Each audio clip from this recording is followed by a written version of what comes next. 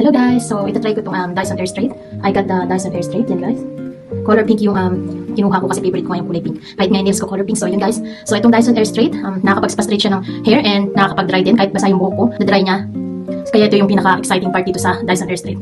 So, 2-in-1 na siya. Pwede siyang mag-dry and ng wet to dry. And then, pwede rin siya mag-straight. So, there's a two button here sa straight. So, may heat and may cold. So, yung heat, yun yung first na i-straight mo sa buhok mo para mag-straight yung hair mo. So, ayan guys. Papakita ko sa inyo kung paano ko i-dry ang buhok ko from wet to dry. So, ayan. So, kakatapos ko lang mag-shower. Titest natin tong Dyson Air Straight kung gaano siya kabilis mag-dry ng hair. So, yung buhok ko guys, napaka-thick nito, napakakapal. So, ito guys, i-dry ko na yung hair ko.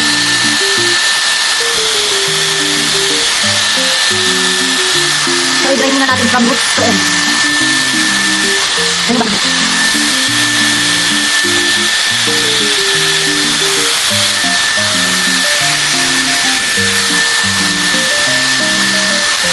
So, ito na guys, yung dry na hair ko. I-straight ko siya. So, medyo basa ng onti lang, damp. Pero pwede itong may straight din ng wet to dry. Itong Dyson Air Straight. Kaya sobrang nakaka-miss itong Dyson Air Straight. 2-in-1 na siya. Ang dami niya nagagawa. So, napapadali niya yung life ko sa pang-araw-araw para mapaganda yung hair ko.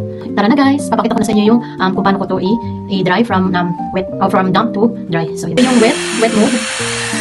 So, ito pala siya kumita. And ito guys, hindi siya nakasira kasi no hot plates and no extreme heat. So, napakaganda niya guys. Try nyo bumili nito. I recommend this guys. So, yun guys.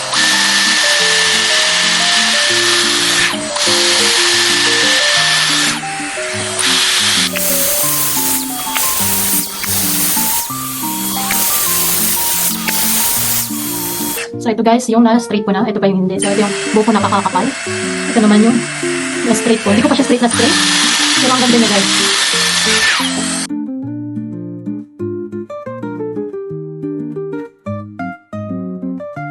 Hello guys, so ito na yung finish nagawa ng Dyson Air Straight.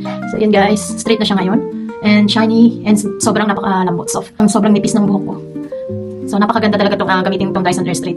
Palagi sa everyday life ko, nakaka-damage ng hair. So nasubukan ko na siya guys. Kaya I recommend you guys to have this Dyson Air Straight. Napakaganda, worth it siya.